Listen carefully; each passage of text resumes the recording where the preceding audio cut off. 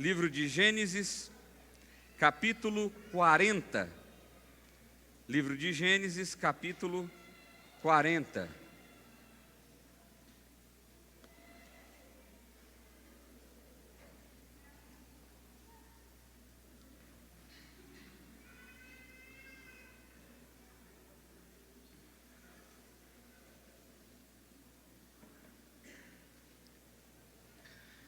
Nós estamos numa série de pregações sobre o livro de Gênesis, de maneira específica, sobre a vida de José. Nós entendemos que José foi alguém que andou com Deus.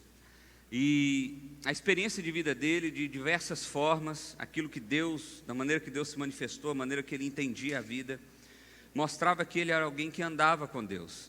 E o que nós estamos tentando fazer nesses encontros que estamos tendo, estudando esse texto, é aprender a andar com Deus. É isso que nós queremos fazer. Então eu quero convidar você a acompanhar junto comigo essa leitura. Eu vou fazer a leitura do verso 1 até o verso 7. Até o verso 8. Diz assim a palavra do Senhor. Algum tempo depois, o copeiro e o padeiro do rei do Egito fizeram uma ofensa ao seu senhor, o rei do Egito.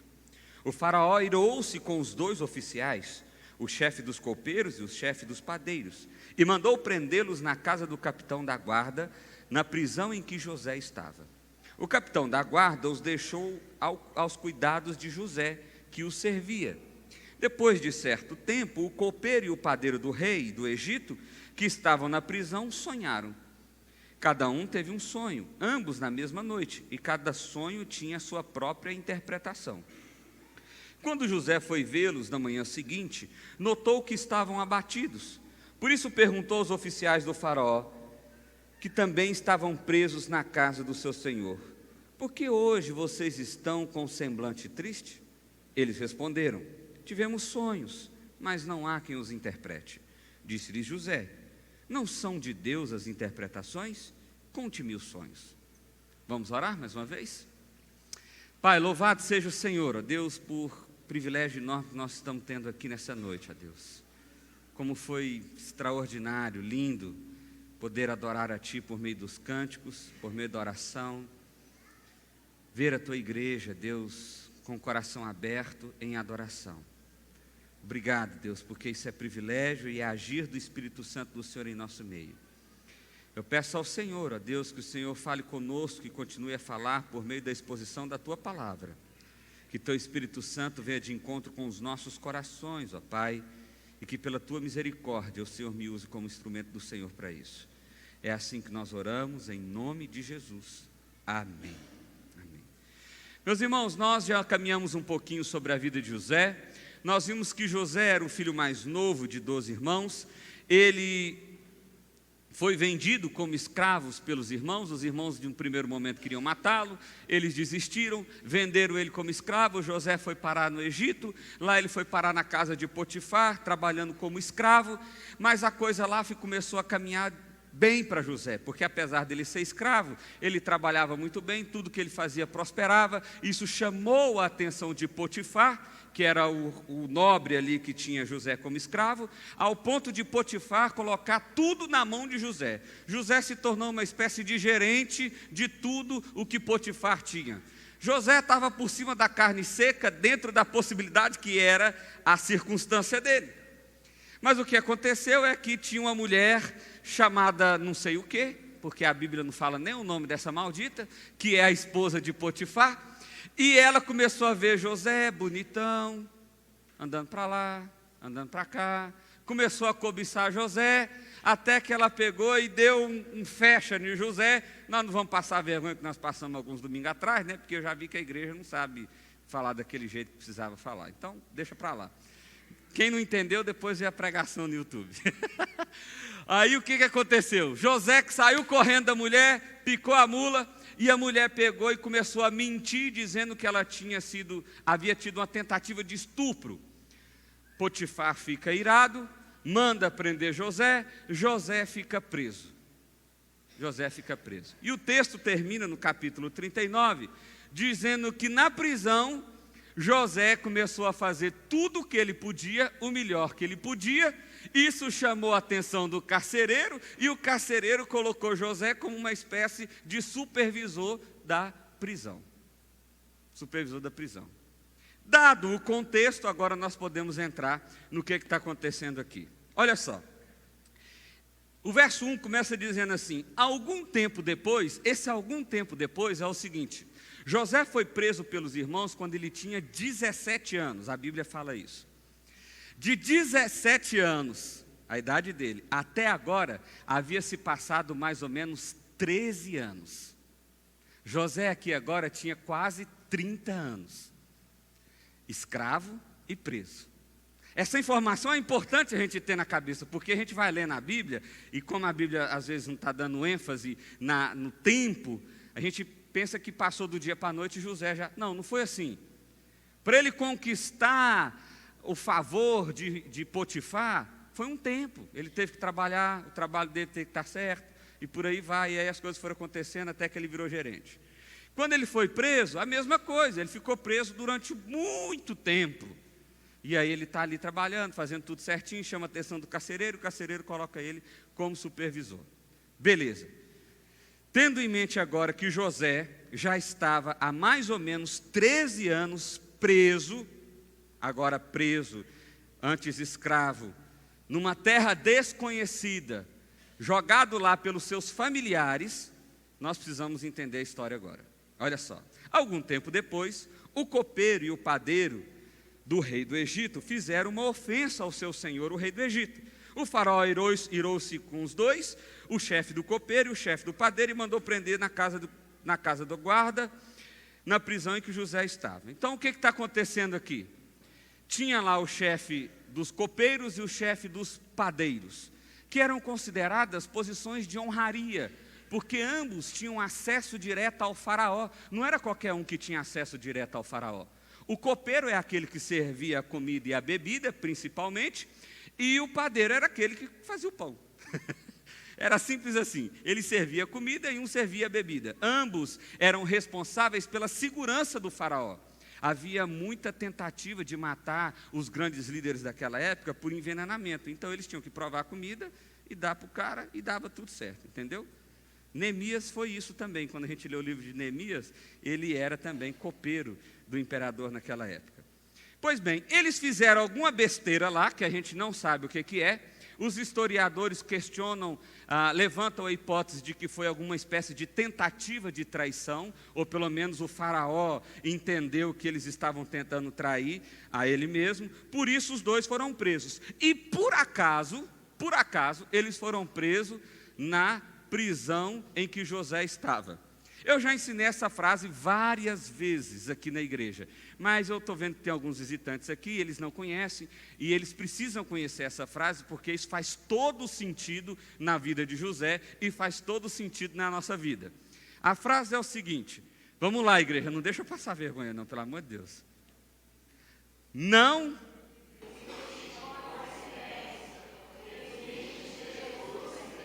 Ufa, obrigado, Senhor. Agora forte, agora todo mundo está confiante qual que é a frase, vamos lá? Não existe coincidência, existe Jesuscidência. O que significa isso? Significa que todos os detalhes da história estão debaixo da soberania do Senhor, de forma que nada, nenhum detalhe é por acaso. É por acaso. É por acaso. Eles estavam lá na prisão de José. E aconteceu o seguinte: José foi o chefe da prisão lá, fez com que José servisse os dois. Falou assim, cuida desses dois aí para mim. E José começou a cuidar dos dois. Passou-se alguns dias, José estava lá servindo a comida para os dois, e ele percebeu que tanto o copeiro quanto o padeiro estavam entristecidos, perturbados, eles estavam incomodados por alguma coisa. E aí José pergunta, vem cá, por que vocês estão assim perturbados? Por que vocês estão assim tristes? E eles contaram, olha, nós tivemos um sonho, cada um de nós um sonho diferente, e nós não temos quem interprete. Aqui eu preciso dar uma informação interessante para vocês. Naquele Egito antigo, sonho era algo extremamente especial. Aliás, não só no Egito, mas no povo hebreu também, porque era uma das formas que Deus se revelava ao povo, era através de sonhos. No Egito antigo, existiam aqueles que eram profissionais da interpretação do sonho. Eles eram treinados desde pequenos a interpretar sonhos. Quando o copeiro e o padeiro dizem assim, olha, não tem quem interprete, eles estão dizendo assim, nós estamos aqui presos, os caras que interpretam o sonho não vão vir aqui na cadeia, e nós nunca vamos adivinhar o que é que está querendo dizer esses sonhos, e nós estamos perturbados com esse trem, porque foi um sonho muito esquisito. Foi um sonho muito esquisito. Vamos dar uma paradinha aqui e vamos pensar sobre algumas coisas. Eu fiquei pensando uma coisa interessante. O que José não fez? Olha só que coisa interessante, eu fiquei pensando sobre isso. O que José não fez? José não ficou emburrado por estar preso. Chama atenção isso. José tinha sido vendido pelos irmãos, traído por eles, tinha sido escravo. Quando a coisa estava começando a ficar boa, apareceu uma maldita de uma mulher, mentiu sobre ele, ele foi preso injustamente e já havia anos que ele estava naquela prisão. O que José não fez? Ele não ficou emburrado no canto dele. É porque a vida é assim, sabe? Está todo mundo contra mim. É assim que está acontecendo. Esse calor aí, ó, é Deus me castigando. O cara, sabe, tem gente que acha que tudo gira em torno dele. É como se ele fosse um planeta, aliás, como se ele fosse o planeta Terra e a Lua estivesse aqui, ó. Ele é o Terra, o resto é tudo a Lua. Tem gente que é assim. E não é só assim, como também se coloca numa posição de vitimismo extremo. Tudo é ruim, minha vida nada dá certo, pastor. Tudo que eu tento dá errado, tudo que eu fiz deu errado. Deus não me ama, Deus não me quer. E assim vai. Quando eu olho para a vida de José, eu aprendo algo especial. José não ficou emburrado, e cá para nós ele tinha motivo para isso. Ou não tinha? Muitos motivos. Mas o que José não fez? Ele não ficou emburrado. Segundo, José não se entregou ao desejo de vingança. José não ficou ali macunando, pensando, eita, uma hora esse Potifar vai passar aqui, eu vou enfiar a faca nas costas dele. Eita, que eu vou ver essa mulher, eu vou falar com uns amigos meus que é escravo também. Rapaz, nós vamos pegar essa mulher, tem que matar essa mulher. Nossa, podia quebrar a perna, podia bater a cabeça, podia dar um infarto, um câncer. Vai Deus, faz alguma coisa. Não! José, em momento nenhum da história, dá a entender qualquer coisa nesse sentido. Ele não ficou remoendo no coração dele um desejo de vingança. Nem por Potifar, nem pela mulher de Potifar, nem pelos irmãos. José, durante todos esses anos, em momento nenhum, foi motivado pelo desejo de vingança. Terceira coisa que José não fez. José não se entregou ao vitimismo. Esse eu já adiantei, né? Eu já falei. José não ficou chorando as pitangas. Não. José não se tornou indiferente ao outro. Isso aqui eu acho espetacular. O texto diz que José estava servindo o copeiro e o padeiro, percebeu que eles estavam entristecidos e perturbados, e José tomou a iniciativa de perguntar para eles, o que está acontecendo? Porque quando o nosso coração está carregado de rancor, a gente quer que o mundo se exploda. Não é assim? É assim. A gente, inclusive, tem prazer quando vê alguma pessoa pior do que nós. Está andando na rua, você vê um cara catando latinha e fala assim, bem feito, pelo menos assim eu não sou.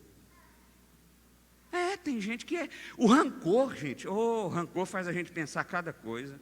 O desejo de vingança faz a gente pensar cada coisa.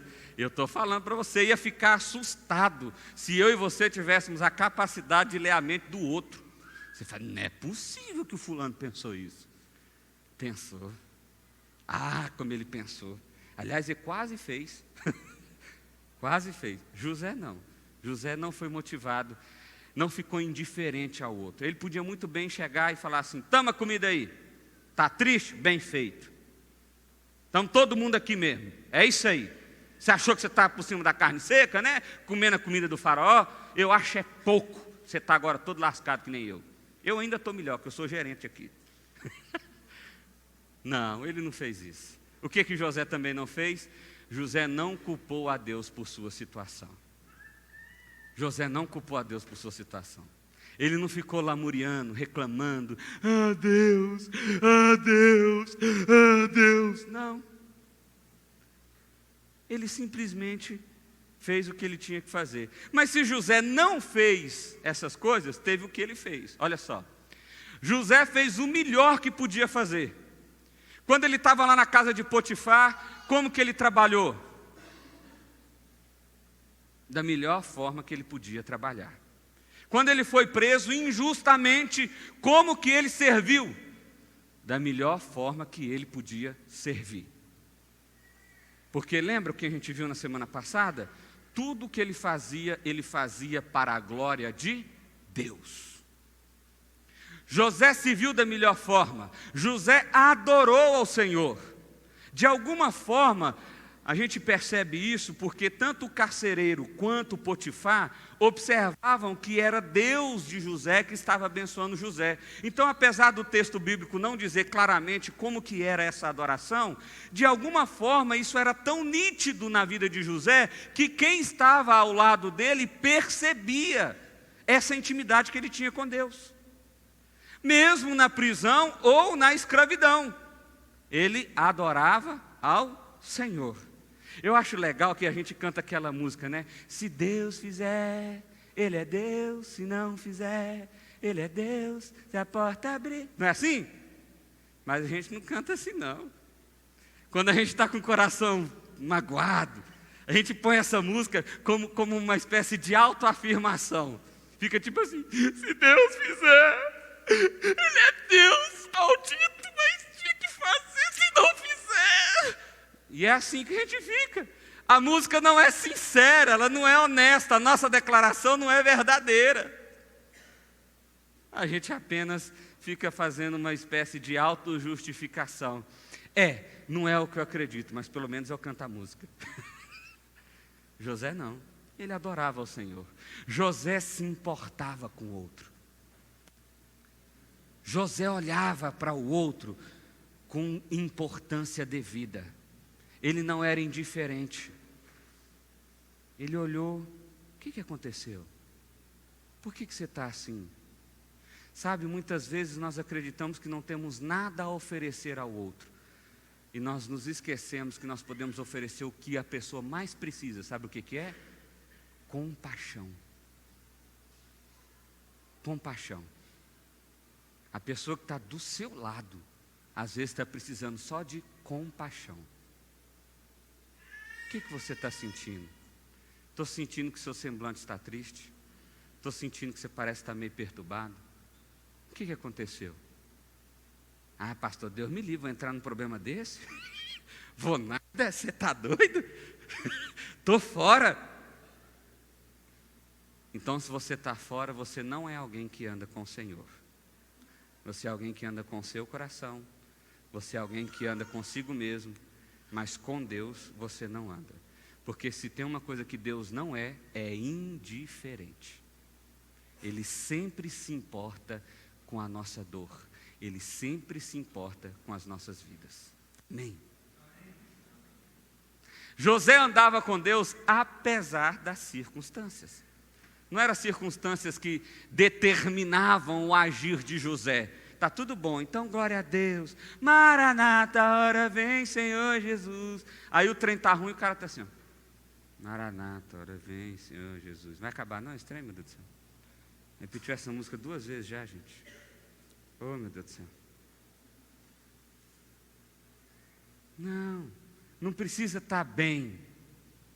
O coração está aberto a adorar o Senhor independente da circunstância. Independente da circunstância.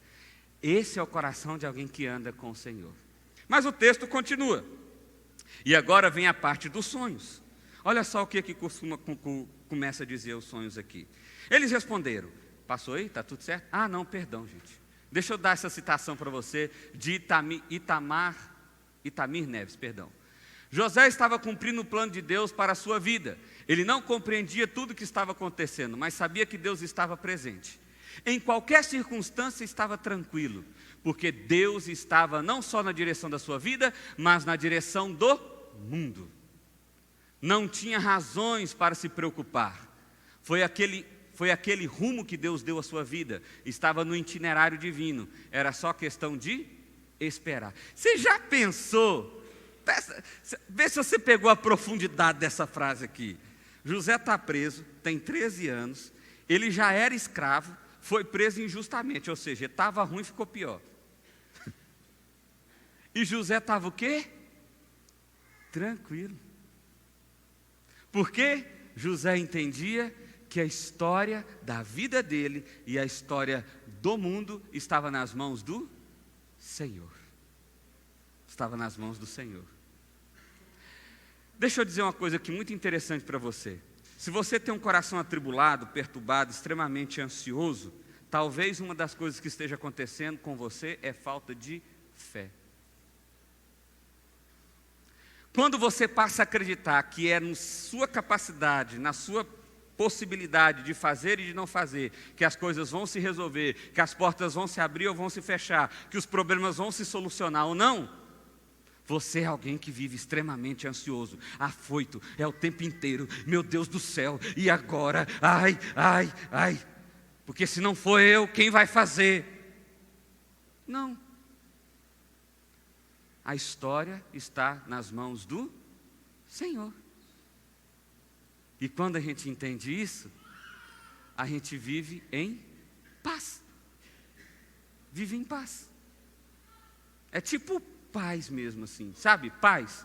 Sabe, para mim a definição de paz é você estar na beira da praia, numa rede, ouvindo só o cachoeiro, ó, ouvindo só o mar fazer assim, tchá, tchá. E você pensando, amanhã não tem conta. Balançando ali, a brisa suave, tal. Isso é paz para mim. Quando eu penso assim, eu falo, estou em paz.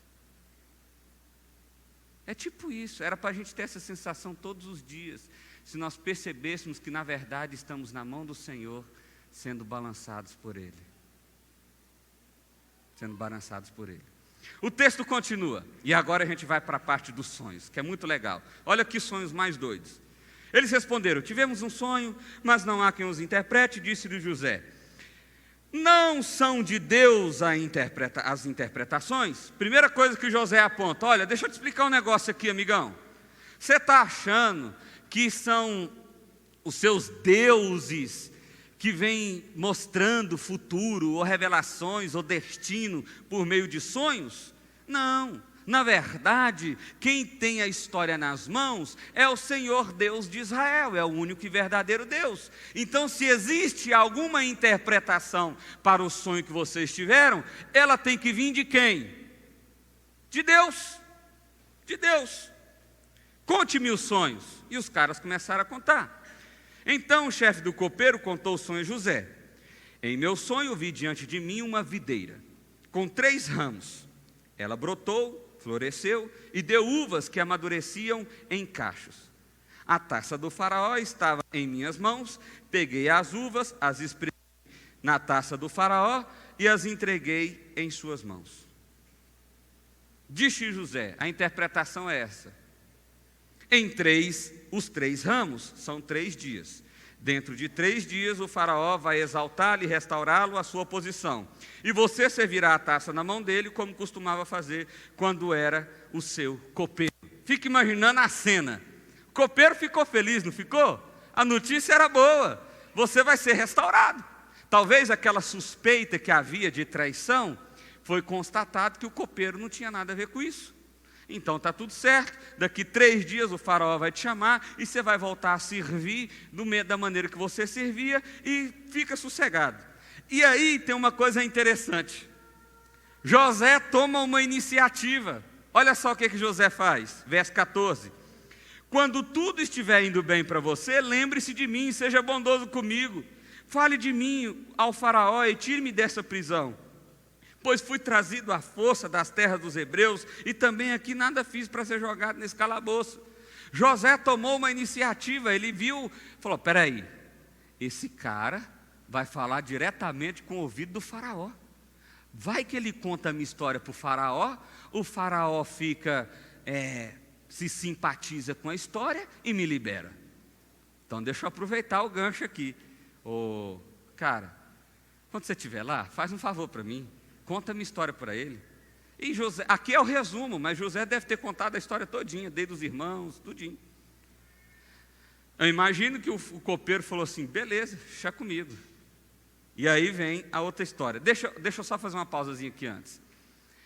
Apesar de percebermos e de sabermos que Deus é soberano e que tudo está no controle das suas mãos, isso não significa completa inércia da nossa parte ao desenvolver da história. O que eu quero dizer com isso? Porque às vezes a gente fica falando tanto que Deus é soberano, Deus é soberano, Deus é soberano, que você pode ter a percepção errada no seu coração e começar a pensar assim: bom, então o que resta para mim é sentar e morrer. Porque o pastor fica falando toda hora lá que a gente tem que sonhar com o céu, que é com o céu que tem esperança, que é lá no céu que as coisas vão se resolver, que aqui é tudo lasqueira mesmo. Então meu negócio agora é sentar e esperar a morte chegar. Não é assim que funciona.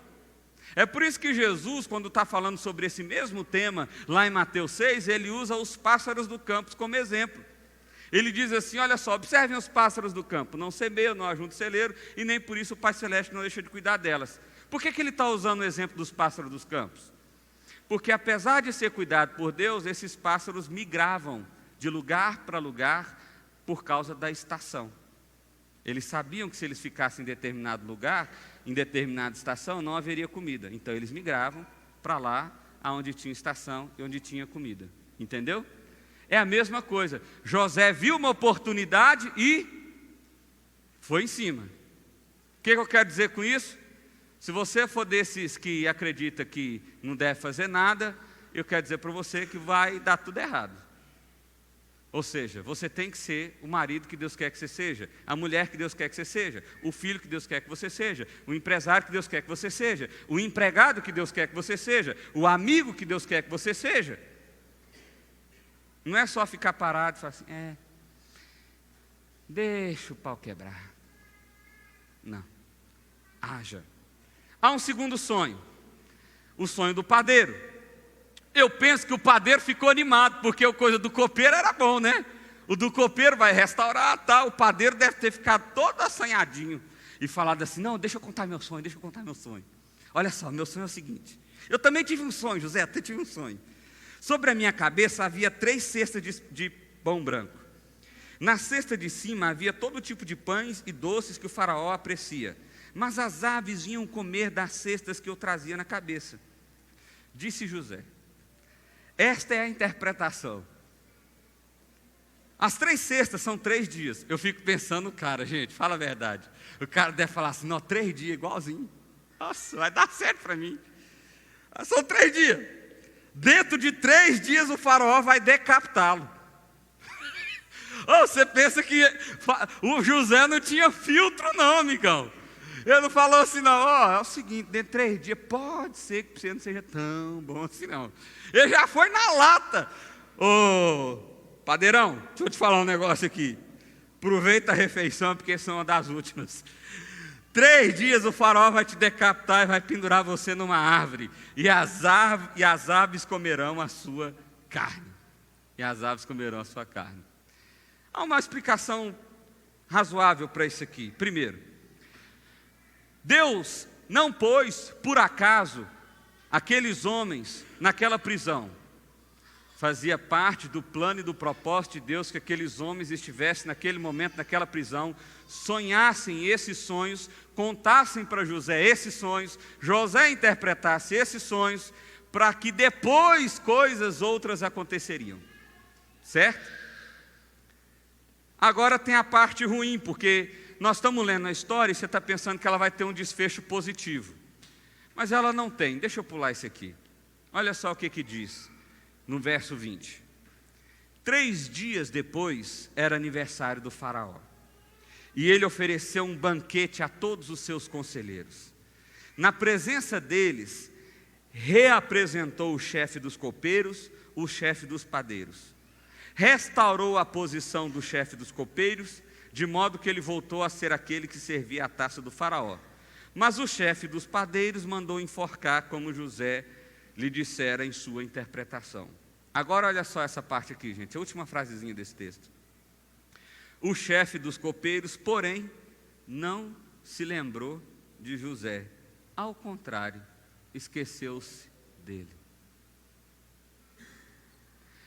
Gente, a história de José é tão legal que ela parece drama de novela, sabe? Ou então é série da Netflix, assim.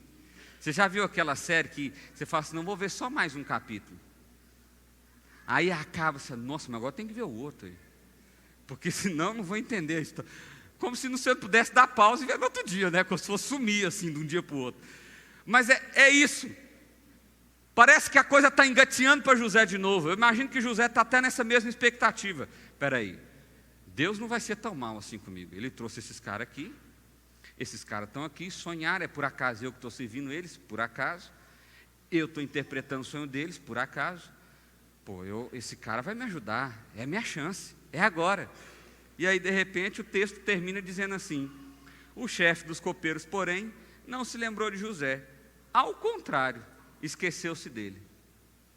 É isso. Próximo domingo a gente volta. Vamos ao... Brincadeira.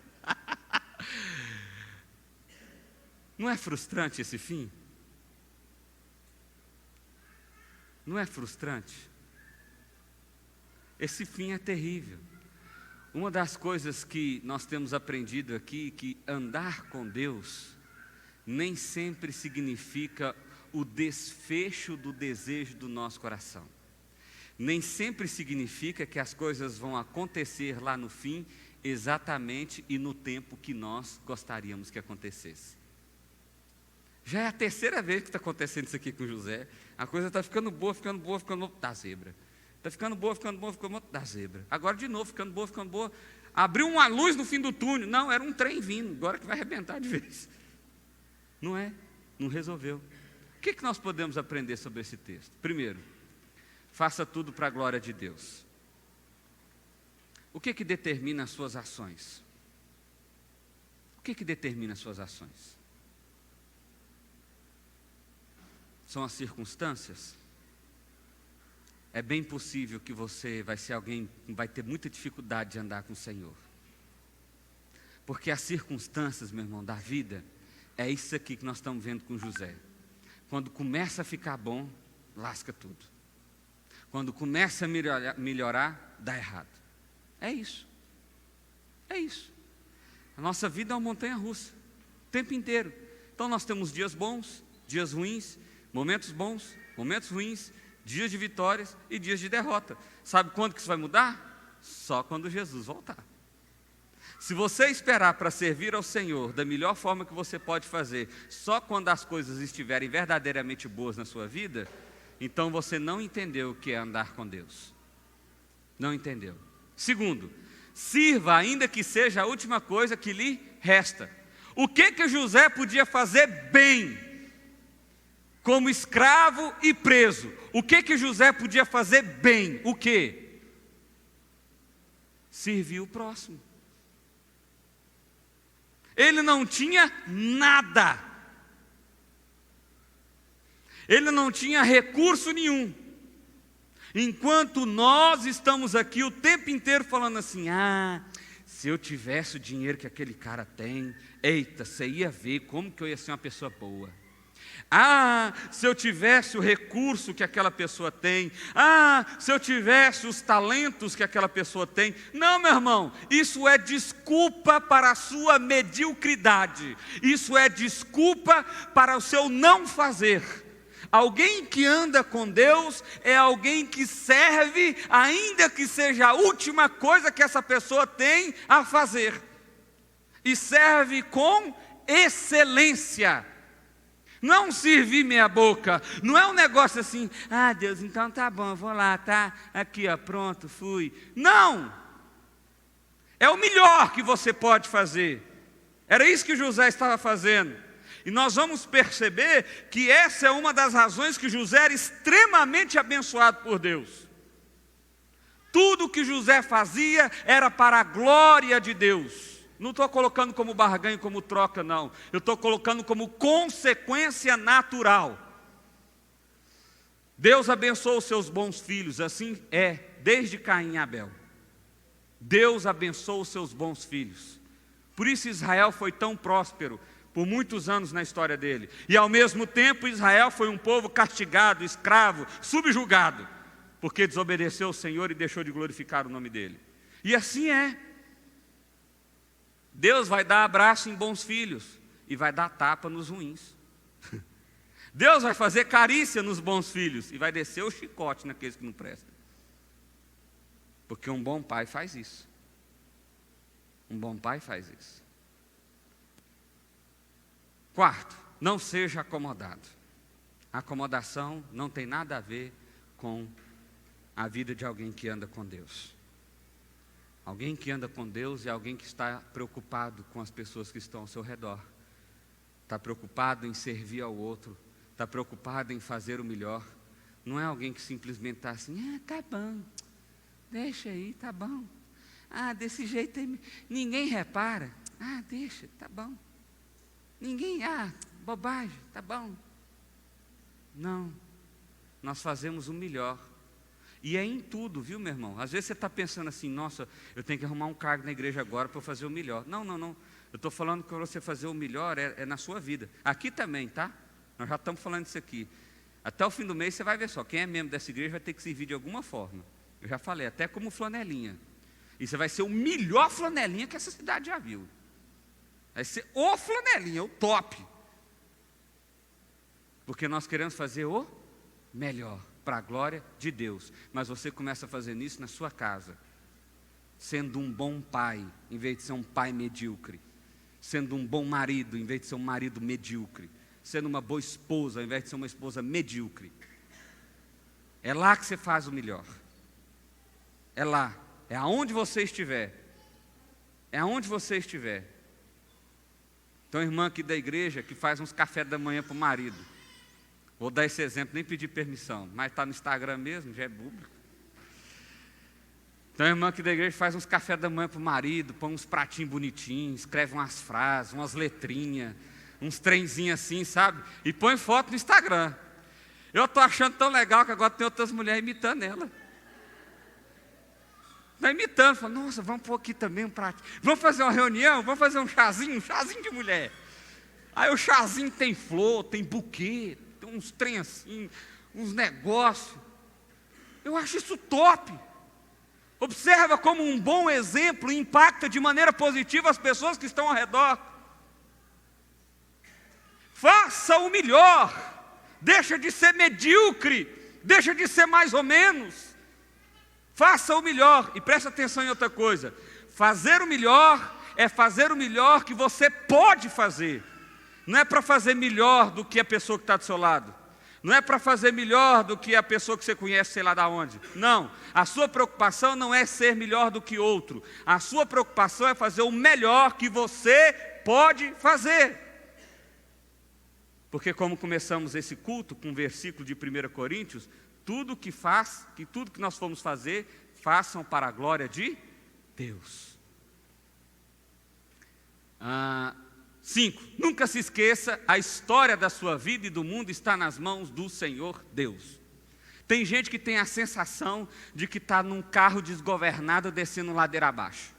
Tem gente que acha que a vida é isso. Perdeu o controle. Minha vida agora está tudo lascado. Está dando tudo errado. Eu estou sentindo que eu estou num carro sem freio e está ladeira abaixo e eu estou até vendo o fim dessa ladeira.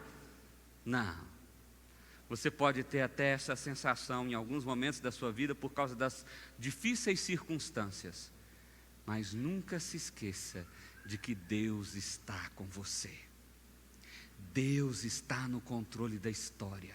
Deus está no controle da sua vida. Ele tem o cetro, Ele é o regente, Ele é o rei. Amém? 6. Lembre-se de que o tempo pertence a Deus. José podia ter uma expectativa alta, 3 dias, interpretei o sonho do cara, o cara vai ser restaurado, está felizão. Esse cara vai lembrar de mim. É aniversário do faraó, o faraó deve estar animado, aniversário dele. Mas não era o tempo ainda. Não era o tempo ainda, não era o momento ainda, não era a hora ainda. Isso vai aí uma palavra de encorajamento para você que já está procurando fazer o melhor para a glória de Deus e não está vendo o resultado. Espere, porque ainda não é o tempo. Não desiste de fazer o melhor para a glória de Deus. Espere, porque ainda não chegou o tempo. Ainda não chegou a hora. Assim como esse não foi o momento de José ainda. O texto é tão enfático que diz que não só o copeiro não lembrou, como ele esqueceu. A ideia é que o copeiro não fazia nem ideia mais de quem era José.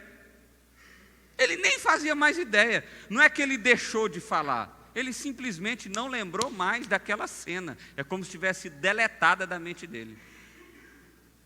Uma última frase. O texto termina falando que José fora esquecido. É tentador pensar que nada do que ele fez realmente tenha valido a pena. O segredo de andar com Deus não está nas expectativas de resultados imediatos. A nossa relação com Ele não se baseia em trocas de favores. Andar com Deus é simplesmente estar de mãos dadas com o Senhor, independente do resultado imediato. O que eu quero dizer com isso aqui? Se você anda com Deus esperando favores, não, eu vou na igreja hoje porque, poxa vida, minha vida está arrebentada e essa semana eu preciso de um milagre, então vamos na igreja. Não vai dar certo isso não. Talvez seja até a maneira que Deus te trouxe aos pés dele, seja essa, porque Deus às vezes usa esse método. Mas se é sempre assim que você anda com o Senhor, troca de favores, não, eu vou servir um pouquinho para Deus me abençoar um pouquinho, eu vou mais para Deus me abençoar mais, eu vou fazer para Deus... Não, andar com Deus é estar de mãos dadas com Ele assim, ó, independente da circunstância, além das circunstâncias, apesar das circunstâncias, é simplesmente andar com Deus. Amém? Eu quero convidar a equipe de louvor aqui à frente, já quero convidar os presbíteros também.